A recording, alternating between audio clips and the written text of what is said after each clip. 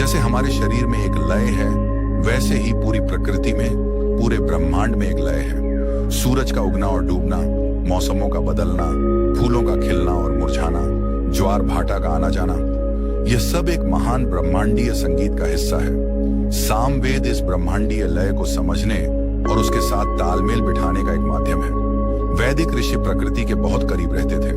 वे जंगलों में, नदियों के किनारे, पर्वतों पर रहते थे। उन्होंने प्रकृति के संगीत को बहुत ध्यान से सुना था। हवा की सरसराहट, पत्तियों की खरखराहट, बारिश की बूंदों की टिप टिप, झरनों का कल कल नाद। उन्होंने महसूस किया कि प्रकृति की हर ध्वनि में एक संदेश है, एक ऊर्जा है। उन्होंने अपने सामगान की कई धुनें प्रकृति की इन्हीं ध्वनियों से प्रेरित होकर बनाई। जब वे सुबह के समय सामगान करते थे तो उनकी धुनें उगते हुए सूरज की कोमलता और ताजगी को दर्शाती थी। जब वे दोपहर में गाते थे तो उनकी धुनों में सूरज की प्रखर ऊर्जा झलकती थी, और शाम के समय उनका संगीत दिन भर की थकान को मिटाने वाली शांति और शीतलता लाता था।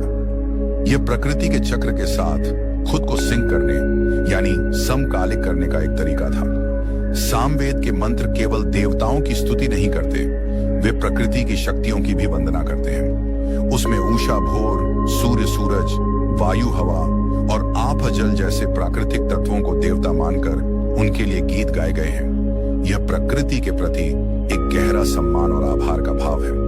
यह इस बात को स्वीकार करना है कि हमारा जीवन इन शक्तियों पर ही निर्भर है। जब उद्गाता पुरोहित इन तत्वों के लिए गाता था तो वह केवल उनका धन्यवाद नहीं कर रहा होता था, वह उस तत्व की ऊर्जा के साथ एक संबंध स्थापित करने की कोशिश कर रहा होता था। यह विश्वास था कि सामगान के कंपन से प्रकृति की शक्तियां संतुलित होती हैं, जिससे समय पर वर्षा होती है, फसलें अच्छी होती हैं और पर्यावरण में सद्भाव बना रहता है। यह अवधारणा आज के समय में बहुत प्रासंगिक है। आज हम इंसान प्रकृति से बहुत दूर हो गए हैं। हम कंक्रीट के जंगलों में रहते हैं और प्रकृति को केवल एक संसाधन के रूप में देखते हैं, जिसका हम जितना चाहें उतना शोषण कर सकते हैं। इसी का नतीजा है क्लाइमेट चेंज, प्रदूषण और प्राकृतिक आपदाएं।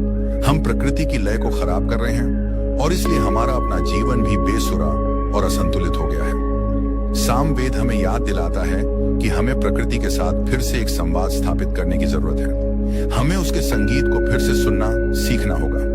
जब हम सुबह उठकर चिड़ियों की चहचहाहट सुनते हैं या किसी शांत जगह पर बैठकर बहते पानी की आवाज सुनते हैं, तो हम अनजाने में ही सामवेद के दर्शन को जी रहे होते हैं। बुक लेकर आते हैं तो सब्सक्राइब कीजिए और सुनिए आज का ये खास ऑडियो बुक। क्या आपने कभी सोचा है कि संगीत में एक धुन में इतनी ताकत क्यों होती है?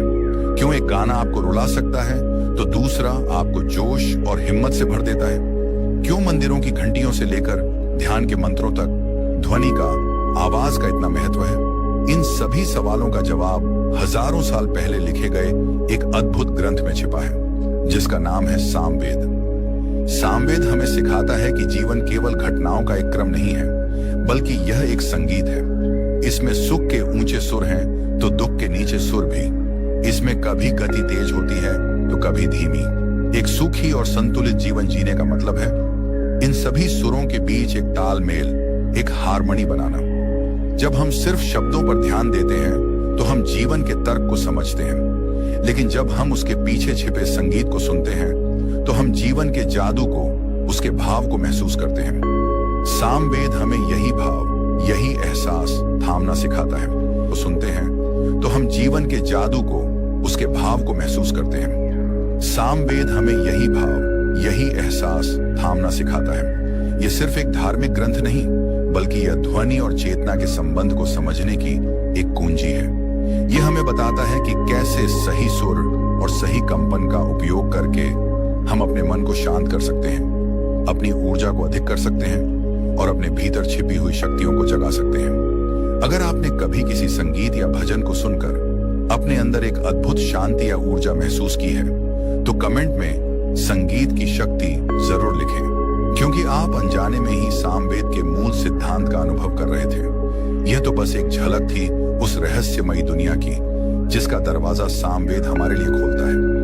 यह वेद हमें उस दुनिया में ले जाता है जहां शब्द नाचते हैं, सुर साधना करते हैं और मौन भी संवाद करता है। यह हमें बताता है कि हम सिर्फ शरीर नहीं, बल्कि एक संगीतमय ऊर्जा का केंद्र है। लेकिन ये अद्भुत ज्ञान आया कहां से? किसने इन सुरों को पहली बार पहचाना? और चारों वेदों में सामवेद को इतना विशेष स्थान क्यों मिला?